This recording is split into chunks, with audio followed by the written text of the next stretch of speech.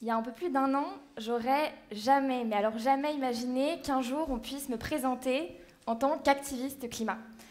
Parce qu'il y a encore un peu plus d'un an, j'étais ce qu'une personne que j'admire beaucoup a appelé une indignée du canapé. Ça veut dire que j'étais consciente de la crise écologique et sociale, que j'en avais peur, et depuis mon canapé, assise bien sagement, j'en étais révoltée. J'en parlais avec mes amis, beaucoup, avec ma famille aussi, beaucoup. Je suivais sur les réseaux sociaux des comptes engagés, des mouvements qui faisaient des choses super, mais rien de plus. Je continuais d'étudier tranquillement, de sortir avec mes amis et de m'indigner aussi avec eux, toujours depuis le canapé, avec une sortie occasionnelle, 1 à 2 fois par an pour aller marcher dans la rue. Donc finalement, je disais beaucoup, mais concrètement, je ne faisais pas grand-chose. J'étais pourtant engagée depuis des années pour que la jeunesse partout se sente légitime de faire entendre sa voix, qu'elle prenne conscience de sa citoyenneté. Donc non seulement je savais que je voulais faire plus, mais que je pouvais aussi en tant que jeune. Et ça me faisait vraiment culpabiliser de rien faire quand je voyais l'actualité, quand je voyais les prédictions du GIEC, quand je voyais l'inaction de nos dirigeants et des grandes entreprises. Mais donc, qu'est-ce qui me retenait ? Pour moi, je pense que j'avais peur. Peur de ne pas avoir le temps, déjà comme beaucoup de monde. J'étais enfermée dans une logique à très court terme. J'étais très stressée de la vie, je le suis encore un peu, très studieuse aussi. Et donc finalement, je pense que j'étais plus inquiète par mes études que par tout ça. Je travaillais beaucoup et je pensais peu au reste. Et puis, au-delà de ça, je pense que j'avais peur d'être pas assez pour m'engager. Pas assez qualifiée déjà, parce que même si j'étais très sensible, je savais qu'encore une grande partie de ces enjeux m'échappaient encore. Et puis, pas assez courageuse aussi, parce que j'étais très loin d'être une Greta Thunberg, je me sentais petite face à ces jeunes du monde entier, parfois bien plus jeunes que moi, qui osaient aller dans la rue, qui osaient désobéir, mettre leur carrière en jeu pour un avenir meilleur. Moi, j'étais très loin d'être une grande gueule, j'étais très bien élevée, bien sage, qui souriait beaucoup et qui s'excusait un peu de demander pardon tout le temps. J'ai pourtant eu la chance de grandir dans une famille très ouverte, politisée, qui m'a toujours poussée à m'intéresser au monde qui m'entourait. Donc, ils m'ont aidée à développer un esprit critique, mais j'avais l'impression que je devais le garder pour moi.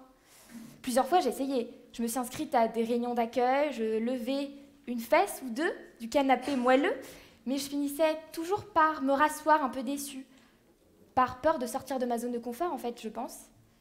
Et puis, un jour, le déclic. Alors, ce que j'aime pas forcément avec cette notion de déclic, c'est que dans l'imaginaire collectif, c'est souvent quelque chose qu'on choisit pas complètement, qui nous tombe dessus, dont on ne choisit ni le lieu ni l'horaire et dont on n'est ni acteur ni actrice. Pour moi, un déclic, c'est certes une émotion très puissante, qu'on ne contrôle pas, c'est sûr, mais à laquelle on peut donner un petit coup de pouce, en s'informant ou en se sensibilisant. Donc je dirais plutôt que mon déclic à moi, il fait partie de cette catégorie-là. Il a pris la forme d'un documentaire qui s'appelle Désobéissante, que j'ai vu en avril 2021. Et je me suis dit, j'ai vu des centaines de citoyens et de citoyennes sortir de leur canapé pour s'engager, pour constituer un mouvement citoyen de masse et pousser le pouvoir à faire bouger les choses.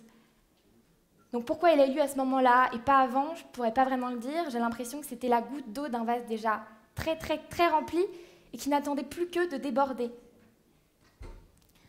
Je me suis dit, mais s'ils ont le courage de le faire, alors ne serait-ce que par respect pour eux en fait et pour leurs efforts, je dois l'avoir aussi. Donc voilà, finalement mon déclic n'était pas très incroyable, mais ce qu'il a été en revanche, c'est la suite. Le soir même, j'avais rempli le formulaire. 1 semaine après, je participais à ma première formation. 2 semaines après, je rejoignais l'une des organisations du mouvement climat pour un service civique de 6 mois pendant mon année de césure et j'ai rencontré des personnes incroyables. 5 mois après, je participais à ma première action de désobéissance civile non violente. 6 mois après, je coordonnais ma première action de désobéissance civile non violente. Et 8 mois après, je rejoignais Youth and Environment Europe, la plus grande coalition indépendante d'organisations de la jeunesse pour le climat, pour que les jeunes, partout, n'aient plus cette peur que j'avais d'être pas assez pour s'engager. Donc aujourd'hui, comme beaucoup de gens, on peut dire que je suis engagée pour le climat, mais ça veut dire quoi ? Donc dans ma vie, je dirais que ça prend 3 formes. La première, c'est celle sur laquelle on insiste beaucoup trop, celle dont on entend beaucoup parler, c'est dans mes pratiques, dans ma vie au quotidien. Par exemple, je suis végétarienne depuis 3 ans par considération éthique envers les animaux, aussi pour engagement écologique. Mais bon, je dois avouer que sur le reste, je ne suis pas forcément exemplaire, parce que même si ça compte, bien sûr, ce n'est pas la forme la plus importante. La plus importante, c'est la deuxième, et c'est aussi pourquoi je suis là aujourd'hui, c'est ce geste de sortir du canapé. Ça fait un peu plus d'1 an maintenant que cette forme me porte et rythme ma vie. Je participe très souvent à des réunions, je participe à l'organisation de marches, d'actions de désobéissance civile, de formations, je fais du plaidoyer. Et ce qui est génial avec cette forme, c'est qu'elle peut en fait en prendre plein d'autres.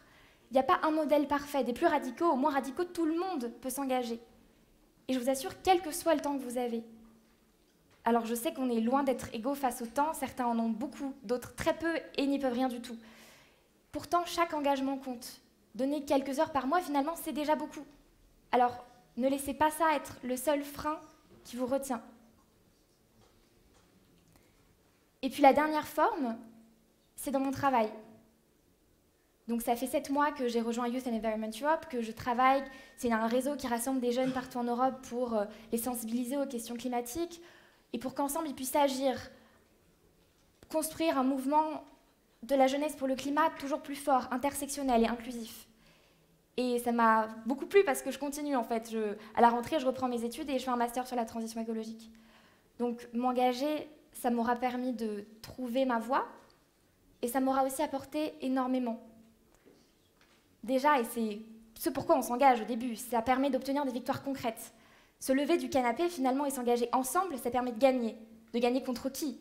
De gagner pour faire annuler des projets polluants, des projets inutiles, de dénoncer des politiques de greenwashing. Ça permet aussi de gagner pour quelque chose, donc de gagner pour mettre en place des projets innovants, ambitieux, pour remettre la nature en ville ou partout même en fait. Mais parfois, s'engager, c'est perdre aussi. Parfois, malgré tous nos efforts, ça ne marche pas. Et pourtant, on continue quand même. Alors pourquoi on continue? Déjà, parce qu'on n'a pas le choix du tout, et puis aussi parce que s'engager, c'est aussi bien plus que tout ça. Alors, je ne voudrais pas mentir en disant que ça y est, maintenant, j'ai archi confiance en moi et que tous mes problèmes sont résolus, parce que c'est bien sûr faux. Mais m'engager, ça m'aura permis de faire des choses que j'aurais jamais cru capable. Ça m'aura permis de trouver de la force et du courage. Et cette force et ce courage, je ne les sortais pas de moi, mais des autres. Alors, on peut se sentir petit, c'est vrai, face à eux, parfois moins fort, moins bien. Mais c'est pas grave, parce que de la force et du courage, on en a tous un peu. Alors ensemble, c'est bien suffisant. On peut faire des choses incroyables. Donc, s'engager, c'est ça aussi. C'est rencontrer des personnes géniales, qui partagent vos valeurs, qui illuminent votre engagement. C'est elles aussi les raisons pour lesquelles vous continuez malgré les défaites. C'est une communauté bienveillante qui est là, qui vous soutient, qui vous relève en cas de chute et avec laquelle vous pouvez faire des choses de dingue.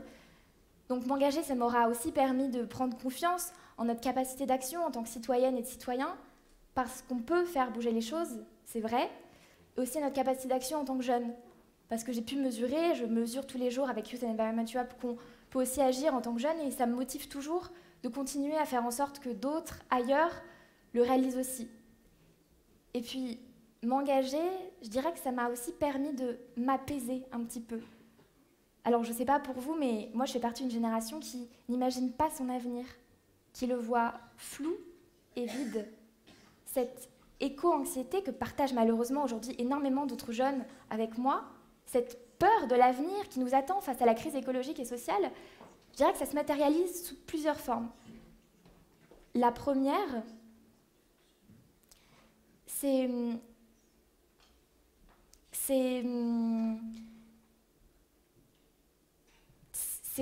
comment dire, la première, c'est sous la forme de blagues un peu morbides parfois. C'est par exemple, mais pourquoi s'inquiéter de l'âge de la retraite puisque de toute façon on sera tous morts avant.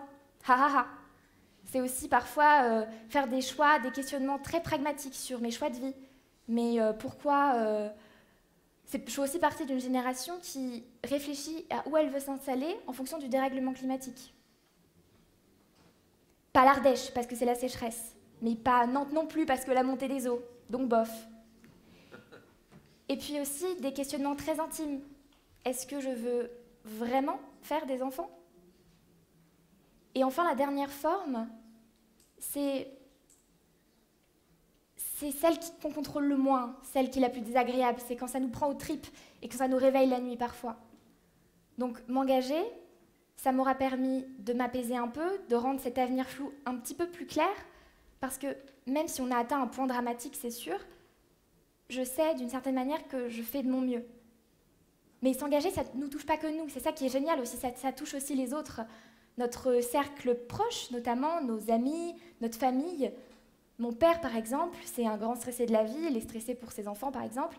Et quand je lui ai montré mon documentaire Déclic, il m'a dit « Bon, Malizou, sache que si jamais un jour tu finis en garde à vue, eh bien, je viendrai te chercher quand même. » Et voilà, c'était sa façon à lui, avec ses mots à lui, de me dire qu'il était fier de moi et qu'il soutenait ce que je faisais.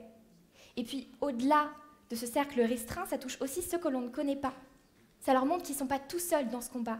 Donc, se lever du canapé, finalement, c'est aussi contribuer à créer ce courant qui entraîne les autres à faire ce geste à leur tour.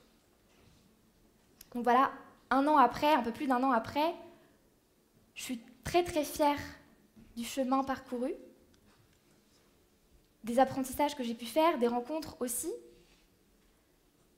J'espère que ça continuera encore longtemps et que d'ici là, d'autres et d'autres et d'autres partout nous auront rejoints. Parce que s'engager finalement, et j'espère que vous l'aurez compris, ça demande un peu rien. Si j'ai pu le faire, alors tout le monde peut le faire. Et pourtant, ça peut apporter énormément, je vous le jure. Au monde, aux autres et à vous. Alors, vous aussi, soyez le déclic de quelqu'un.